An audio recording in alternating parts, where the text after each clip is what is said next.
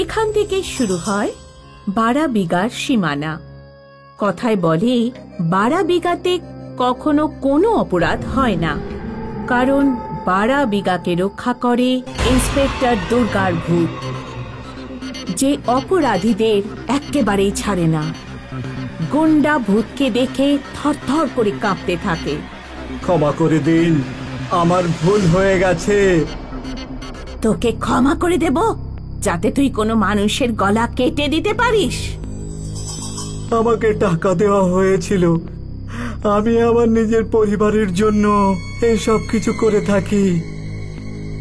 এতদিন তুই যত লোককে খুন করেছিস, ওদের সবারও পরিবার আছে। ইন্সপেক্টর দুর্গার ভূত ওই গুন্ডার পা ধরে টানতে টানতে নিয়ে যায়, আর ওই গুন্ডাকে পাহাড়ের ওপর থেকে নিচে ফেলে দেয়। এটা আমার এলাকা, এখানে কোনো অপরাধী বেঁচে থাকতে পারবে না। এ হলো মুংলু, যে খুবই কুখ্যাত ডাকাত। হাইওয়েতে চলন্ত গাড়ি থামিয়ে ও লুটে নিয়ে লোকেদের মেরে ফেলে। এটাই হলো মুংলু স্টাইল।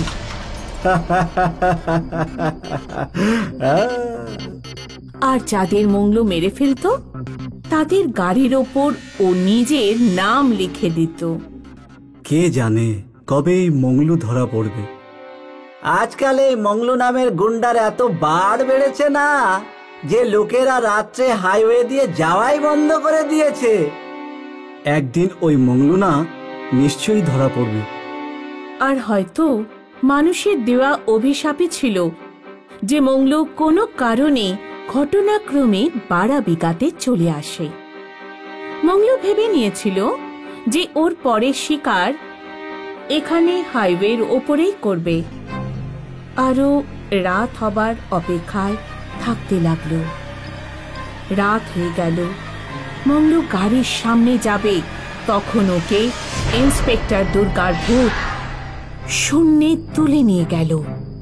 যে গাড়িটাকে ও হামলা করতে চলেছিল সেই গাড়িটা ওখান থেকে সাবধানে চলে গেল। আমাকে নিচে নামাও, কেউ আমাকে নিচে নামাও। ইন্সপেক্টরের ভূত ওর সামনে চলে এলো।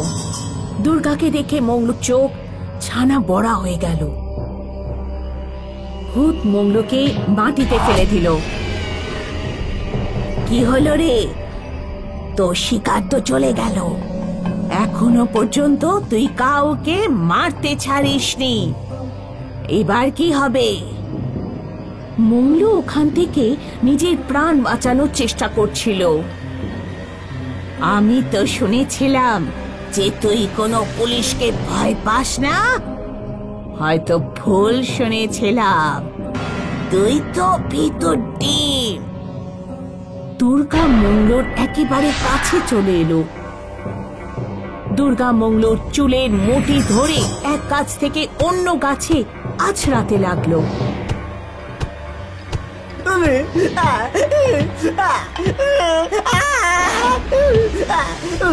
আমাকে ছেড়ে দাও, আমার ভুল হয়ে গেছে, আমাকে ছেড়ে দাও। এইভাবে কত লোক তোর কাছে ক্ষমা চেয়েছিল, কিন্তু তুই কাউকে ছাড়িসনি, আর আমি তোকে কিভাবে ছাড়বো? ভূতনি মংলুর ঘাড় মটকে দিল, আর মংলুর কান আর নাক দিয়ে রক্ত বের হতে লাগলো। ওই রক্ত দিয়ে দুর্গা মাটির ওপর মংলুর নাম লিখে দিল, আর ওই নামটাকে কেটে দিল। মংলুর খেলা শেষ। এই খবর যখন বিবেক নামের এক জার্নালিস্ট শুনল, সে তো বিশ্বাসই করতে পারল না। কি রে ভাই, তুইও ভূত প্রেত আছে নাকি? তুই বিশ্বাস করছিস না তো? তাহলে নিজে একবার 12 বিঘাতে গিয়ে সব দেখে আয়। ও সোজা 12 বিঘার পুলিশ স্টেশনে গেল, আর ওখানে গিয়ে এক হাবিলদারকে জিজ্ঞাসাবাদ করতে লাগলো। ম্যাডামের ভূত আমি নিজে চোখে দেখেছি, আমি ছাড়া অন্য লোকেরাও দেখেছে। ওর ব্যাপারে আমাকে কে বলতে পারে? ইন্সপেক্টর অবিনাশ, ওনার জুনিয়র ছিলেন, উনি এসব বলতে পারবেন। ঠিক আছে। এবার বিবেক ইন্সপেক্টর অবিনাশের কাছে গেল। স্যার, আপনিও মনে করেন যে ইন্সপেক্টর দুর্গা ভূত সেজে অপরাধীকে সাজা দিচ্ছে? আমার মনে হয় না। আমার বিশ্বাস আছে, কারণ আমি নিজে ওনার আন্ডারে কয়েক বছর কাজ করেছি। ঠিক আছে স্যার, কিন্তু এরকম কেন? যে সময় ম্যাডাম বারাবিঘাতে ডিউটি করতে এসেছিলেন, উনি প্রতিজ্ঞা করেছিলেন যে উনি বারাবিঘাকে অপরাধ মুক্ত করেই ক্ষান্ত হবেন। ওই সময় বারাবিঘাতে দিনে দুপুরে ছিনতাই হতো, কিন্তু ম্যাডাম জয়েন করতেই ওই অপরাধীদের ভালোভাবে ধুলাই শুরু করেন। ম্যাডামের জুতোর আওয়াজ শুনেই অপরাধী পালিয়ে যেত। উনি নিজের নামের মতো দুর্গার রূপ ছিলেন। উনি এখানে আসার পর বারাবিঘাতে অপরাধের হার কমে যায়, আর এই সব থেকে বেশি লোকসান হয় এমএলএ ইয়াদবের। ইয়াদব ম্যাডামকে কয়েকবার হুমকিও দিয়েছিল। হুমকি তোর মতো শয়তান লোক দেয়, শুধরে যা, নইলে তোর সব তেল আমি বার করে দেব এই বারাবিঘার বাজারে। এই অপমান এমএলএ ইয়াদব সহ্য করতে পারেননি। ও ম্যাডামকে শিক্ষা দিতে ম্যাডামের জিপের নিচে বোম সেট করে। কিছু দূর জিপ যাওয়ার পর এই আওয়াজটা কিসের? ম্যাডাম গাড়ির নিচে গিয়ে দেখেন ওনার গাড়ির নিচে একটা বোম ছিল, কিন্তু উনি থামলেন না। উনি গাড়ি চালাতে থাকলেন। উনি গাড়িকে একটা পাহাড়ের উপর নিয়ে গেলেন, কিন্তু উনি গাড়ি থেকে জাম্প করার আগেই বোম ব্লাস্ট হয়ে যায় আর ম্যাডামের মৃত্যু হয়ে যায়। এদিকে এমএলএ ইয়াদব জয়ের আনন্দে মাতোয়ারা হয়েছিল। আমাকে বলতো আমার তেল বের করে ছাড়বে, এবার দেখ কাল ওর লাশ বেরোবে সমস্ত মানুষের সামনে দিয়ে। কিন্তু যাদব জানতো না ম্যাডাম ফিরে আসবেনই। ম্যাডাম ভূত সেজে ফিরে আসেন। হঠাৎ করে ইয়াদব আর তার লোকেরা জুতোর আওয়াজ শুনতে পায়। দাদা, এ তো ওই ইন্সপেক্টরের জুতোর আওয়াজ। মনে হচ্ছে তো চড়ে গেছে, ও তো মারা গেছে।